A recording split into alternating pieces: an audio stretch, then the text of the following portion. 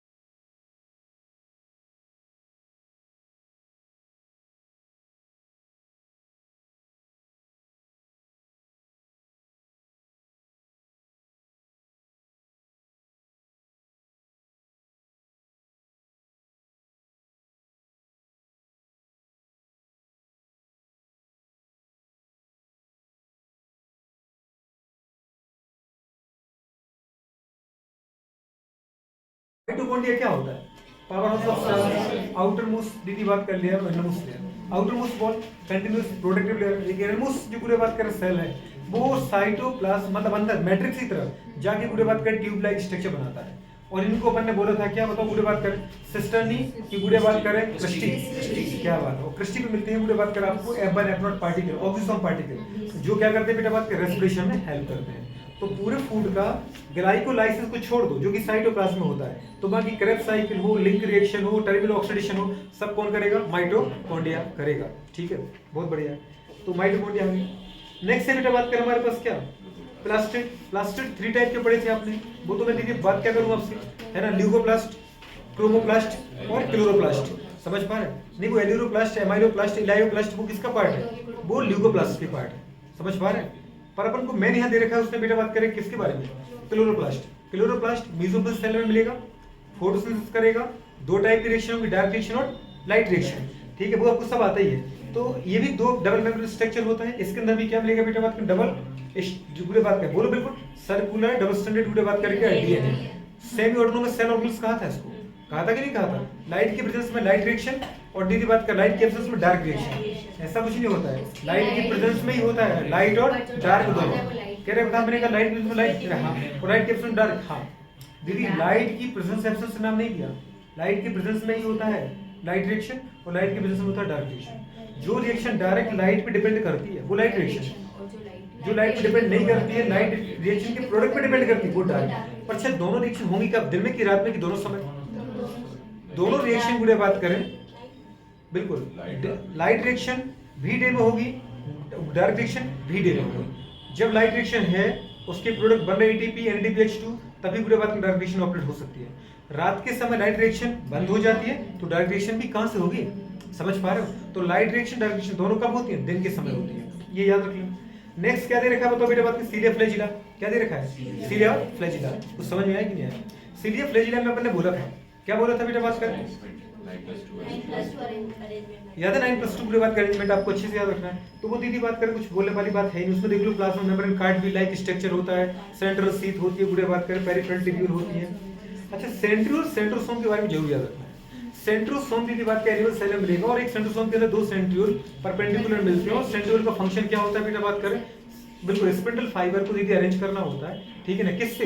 During the बेटा बात करें क्या? Cell division. जो मेटाफेज प्लेट पर क्रोमोसोम बनेंगे उसके काइनेटोकोर को जोड़ता है और सेल डिवीजन में हेल्प करता है। एनिमल का ही कैरेक्टरिस्टिक फीचर है। बाकी न्यूक्लियस के बारे में क्या बोले? Control of cell. इंपोर्टेंट है फिगर के बारे में, फिगर देख के अपन क्या बोल सकते हैं? न्यूक्लियर आपने कहा था कि जो न्यूक्लियस की मेम्ब्रेन है डबल मेम्ब्रेन स्ट्रक्चर है, बीच बीच में जहां ये आपस में क्या ओवरलैप हो जाती है, जहां जहां ये बीच में आपस में जुड़ जाती है वहां न्यूक्लियर कोर बन जाता है, जिसकी वजह से न्यूक्लियोप्लाज्म और साइटोप्लाज्म के बीच में मटेरियल का एक्सचेंज होता रहता है। न्यूक्लियस के अंदर 2 चीजें मिलती हैं, एक तो पूरा आपको क्रोमोसोम और दूसरा मिलेगा न्यूक्लियोलस। न्यूक्लियस RNA बनाता है और न्यूक्लियर बाद क्रोमोसोम क्या करता है? आपको पता है आपकी बॉडी के फंक्शन को रेगुलेट करता है, क्योंकि क्रोमोसोम मतलब DNA और DNA मतलब पूरे बात कर रेगुलेटरी मटेरियल, ठीक है। तो क्रोमोसोम पूरे बात का दे रखा है। क्रोमोसोम में आप लोगों को पता है ये कौन सा दे रखा है? याद है? सिस्टर क्रोमेटिड वाला पार्ट, मतलब ये आफ्टर दीदी बात कर एस फेज का क्रोमोसोम है, याद है? क्योंकि जीवन में पूरे बात करें तो हमारे पास क्रोमोसोम का डुप्लीकेशन होता ही नहीं है, तो इसने दे रखा है ये कौन सा? सिस्टर क्रोमेटिड वाला पार्ट, मतलब डायड दे रखा है। क्या दे रखा है? डायड। समझ पा रहे हो? डायड में दीदी बात करें सारे पार्ट से क्रोमोसोम अलग होते हैं, क्रोमेटिड केवल सेंट्रोमियर पे जुड़े होते हैं। सेंट्रोमियर पर क्रोमोसोम पूरे बात के जुड़े होते हैं, वहीं पे प्रोटीन की डिस्क स्ट्रक्चर होते हैं, इनको अपन बोलते हैं काइनेटोकोर। क्या बोलते हैं? शेप के गड़े आधार पे नहीं पूरे बात कर रहे हैं, शेप बोलो और साथ में बोल सकते पूरे बात करें पोजीशन ऑफ सेंट्रोमियर। सेंट्रोमियर की पोजीशन के आधार पे और शेप के आधार पे क्रोमोसोम 4 टाइप के होंगे। अगर सेंट्रोमियर जस्ट बीच में है पूरे बात को भी से क्रोमोसोम आ जाए, क्योंकि अपन सेंट्रोमियर से तोड़े तो डबल हो जाएगा, ठीक है, तो उसको अपन बोलते हैं मेटासेंट्रिक। अगर पूरे बात करें सेंटर में थोड़ा सा सेंटर से हट के किनारे की तरफ जाने लगे, एक बड़ा आर में छोटा आर, स्मॉल आर पूरे बात करें इसको अपन ने बोला P और बड़ा आर इसको अपन ने बोला QR। समझ पा रहे? याद है कि नहीं? स्मॉल आर को अपन ने क्या बोला था? PR और बड़े को लार्ज को क्या बोला था? QR। पूरे बात के सब मेटासेंट्रिक है। अगर इसका शेप देखें तो पूरे बात के इनको 90 डिग्री पे रखें तो क्या आ जाएगा? वो तो बेटा बात के L शेप आ जाएगा। फिर आता है पूरे बात कर क्या? एक्रोसेंट्रिक। एक्रोसेंट्रिक में क्रोमोसोम खिसक के थोड़ा किनारे की तरफ पहुंच जाता है और पूरे बात में J शेप स्ट्रक्चर बनता है। कैसा बनता है? J शेप स्ट्रक्चर बनता है। और अगर बेटा बात करें जस्ट टर्मिनल पोजीशन पर अगर आ गया सेंट्रोमियर तो उसको अपन बोलते हैं क्या? आई शेप। और बेटा बात में टीलोसेंट्रिक। ठीक, क्रोमोसोम जरूर याद रखना। ये टॉपिक पूरे बात करके हम फिनिश होता है। है ना। सेल मेम्ब्रेन में दीदी याद रख लेना, ये फिगर अगर बना रखे उसने कहीं स्ट्रक्चर तुम्हें दे रखा तो बुरे बात क्या पूछ लेगा, ठीक है। बुरे बात कर कि पेरिफेरल प्रोटीन कौन है, फॉस्फोलिपिड दीदी बात कर लेयर कौन है, ठीक है। इस तरीके से सब कुछ आना चाहिए। तो मैंने आपको सब बता रखा है। अच्छा राइबोसोम का भी फिगर दे रखा आपकी नई बुक में, तो राइबोसोम का फिगर देख लेना। याद है राइबोसोम कहा था, चाहे 80S हो चाहे 70S, दो सब यूनिट से बना है। दोनों सब यूनिट आपस में मैग्नीशियम की हेल्प से जुड़ी होती है, याद है। 80S में दो सब यूनिट है 40 और 60, और 70 में 30 और 50। अगली बार क्वेश्चन पे दीदी बात करा जाओ, किस पे आते हैं, अगली बार टॉपिक पर आ जाते हैं, ठीक है। पूरे बात करें अगली बार टॉपिक में।